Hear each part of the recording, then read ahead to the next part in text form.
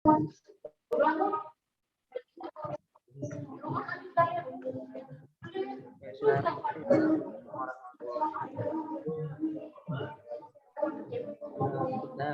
dari kelompok 5 mengaplikasikan kreatif dan inovatif dalam bisnis. Dalam kelompok ini ya, yaitu saya, Wilda Mahendra, Widi Sritaya. Lanjut ke slide pertama, teman-teman, kreatif. Jadi teman-teman, dalam KBBI, kreatif adalah memiliki daya cipta, kemampuan untuk menciptakan. Jadi apapun yang bisa menciptakan sesuatu yang baru itu disebut kreatif. Misalkan kalau di sini bersifat mengandung imajinasi. Kreatif adalah kemampuan untuk mengembangkan ide-ide baru untuk menemukan cara-cara baru dalam melihat masalah dan serta peluang. Dalam hidup kita pasti ada masalah dan beberapa peluang. Nah, daya kreatif ini bisa muncul di saat keadaan seperti itu. Lanjut, inovatif. Inovatif dalam bahasa KBBI yaitu kreasi yang baru, yaitu kita mencoba memecahkan masalah. Ya, contohnya adalah mencoba memecahkan masalah pendidikan yang kronis dengan cara-cara inovatif. Jadi, inovatif adalah kemampuan untuk menerapkan solusi hasil dari pemikiran kreatif terhadap masalah dan peluang untuk meningkatkan atau memperbaiki sesuatu. Jadi, ketika ide kreatif tidak tercipta, maka lanjutan dari tindakannya adalah inovatif, yaitu meneruskan apa yang dihasilkan oleh pemikiran kreatif. Lanjut, bisnis. Bisnis yaitu berarti usaha komersial dalam perdagangan, usaha atau usaha dagang. Menurut Griffin dan Ebert, bisnis adalah organisasi yang menyediakan barang atau jasa, atau dengan maksud mendapatkan laba. Menurut Profesor Owen, bisnis adalah sebuah perusahaan yang berhubungan dengan produksi dan distribusi barang-barang untuk dijual ke pasaran ataupun memberikan harga pada setiap jasanya. Itu yang dimaksud dengan bisnis. Selanjutnya akan dilanjutkan oleh rekan saya, Alivia Busaina. Terima kasih. Selanjutnya yaitu kita akan mempelajari tentang tahapan proses kreatif. Jadi untuk bisa mencapai kreatif itu sendiri, kita ada beberapa tahap yang harus kita lewati. Yang pertama, yaitu tahap persiapan. Nah, dalam tahap persiapan ini, kita selaku orang yang kreatif itu mempersiapkan diri untuk memecahkan masalah dengan mengumpulkan data atau informasi, mempelajari pola berpikir dari orang lain, dan juga bertanya pada orang lain mengenai hal yang akan kita pecahkan masalahnya ini. Seperti itu. Jadi misalnya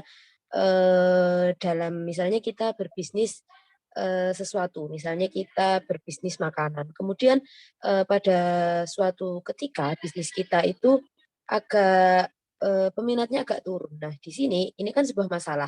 Nah, di sini kita harus mengumpulkan data atau informasi, mempelajari pola berpikir dari orang lain, dan juga bertanya pada orang lain mengenai bagaimana cara memecahkan masalah ini. Nah, selanjutnya, setelah kita mengumpulkan data tadi dan sudah terkumpul datanya, misalnya faktor-faktor yang menyebabkan masalah itu terjadi, selanjutnya kita tahap inkubasi. Nah, pada tahap inkubasi ini, pengumpulan informasi dihentikan.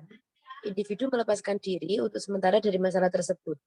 Dan dia tidak memikirkan masalah tersebut secara sadar, tetapi mengeramkannya dalam alam prasadar. Jadi seperti menganalisis secara lebih dalam gitu. Jadi, nah selanjutnya seperti memikirkan. Jadi kan tadi kan kita punya masalah, kemudian kita sudah mengumpulkan data atau informasi mengenai masalah itu dan bagaimana alternatif penyelesaiannya. Nah, selanjutnya dari alternatif penyelesaian dari data-data yang sudah terkumpul itu, tentu kan kita harus memilih mana yang sesuai dengan masalah pada bisnis kita. Nah, di situ cara yang paling sesuai itu kita pikirkan pada tahap inkubasi. Nah, selanjutnya pada tahap iluminasi. Tahap ini merupakan tahap timbulnya insight. Nah, itu saat munculnya inspirasi atau gagasan baru. Nah, dari yang sudah kita pikirkan tadi, selanjutnya muncul gagasan baru. Bisa jadi itu merupakan gabungan dari beberapa solusi yang kita dapatkan. Jadi misalnya kita ketika mengumpulkan data, kita menemukan solusi dari si A seperti ini, kita bertanya kepada dia. Kemudian kita mengumpulkan mendapatkan solusi misalnya dari kita searching atau bagaimana mendapatkan solusi. Nah, ide dari penyelesaian masalah itu bisa jadi merupakan solusi yang yang terakhir yaitu merupakan tahap pengujian ide atau kreasi baru terhadap realitas. Nah, jadi setelah tadi kita menemukan solusi dari permasalahan kita, selanjutnya kita terapkan pada di sini bukan pemikiran kritis dan konvergen. Proses divergensi pemikiran kreatif harus diikuti proses konvergensi atau pemikiran kritis. Jadi dalam tahap verifikasi ini kita terapkan, kita uji, kita terapkan solusi yang sudah kita temukan itu tadi. Nah, di sini juga diperlukan pemikiran kritis. Jadi apakah solusi yang kita terapkan ini sudah benar-benar tepat? Kita evaluasi lagi, jika memang belum tepat, maka bisa kita sempurnakan lagi hingga nanti menjadi solusi yang tepat untuk sebuah masalah pada bisnis kita. Seperti itu, selanjutnya akan dilanjutkan oleh Mbak Widi.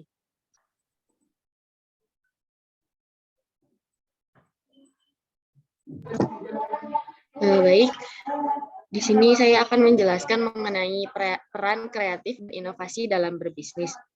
Jadi, kreativitas dan inovasi peranan yang sangat penting dalam berbisnis, karena berbagai kesuksesan pebisnis di dunia itu juga diawali dengan kreativitasnya dalam menemukan inovasi sebuah pengembangan produk, baik itu dalam berupa barang maupun jasa. Nah, persaingan yang ketat dalam berbisnis dan menjalankan usaha itu mendorong para pebisnis untuk memiliki kreativitas yang tinggi, dan daya kreativitas tersebut harus dilandasi dengan cara berpikir yang maju, gagasan-gagasan baru dan berbeda dibandingkan dengan produk-produk yang ada sebelumnya. Jadi, inovasi itu merupakan sebuah terobosan baru yang dihasilkan, yang mana itu merupakan sebuah perbaharuan gitu dari produk-produk yang ada sebelumnya untuk istilahnya mengupgrade produk sebelumnya agar bisa menarik kembali minat-minat para konsumen. Nah, yaitu dengan cara memaksimalkan kreativitas dan cara pandang untuk melahirkan suatu inovasi ini. Bisnis yang dikelola juga akan mampu tampil outstanding dibandingkan dengan bisnis serupa yang telah ada. Jadi, hal perbaharuan ini merupakan kebaruan seperti yang telah disebutkan sebelumnya tadi. Kemudian yang selanjutnya, ada manfaat dari kreatif dan inovatif dalam bisnis. Yang pertama, yaitu memiliki unique selling point, yaitu USP. Kemudian yang kedua, mampu bersaing dengan bisnis kompetitor. Yang ketiga, bisa meningkatkan penjualan. Yang keempat, dapat menciptakan terobosan baru. Dan yang kelima, menarik minat konsumen. Jadi pada intinya, kreatif dan inovatif dalam bisnis itu sangat diperlukan karena sebuah bisnis itu membutuhkan sebuah perbaharuan yang mana bisa menarik kembali minat-minat para konsumen. Sekian, terima kasih. Ya, terima kasih. Demikian presentasi dari kelompok 5. Wassalamualaikum warahmatullahi wabarakatuh.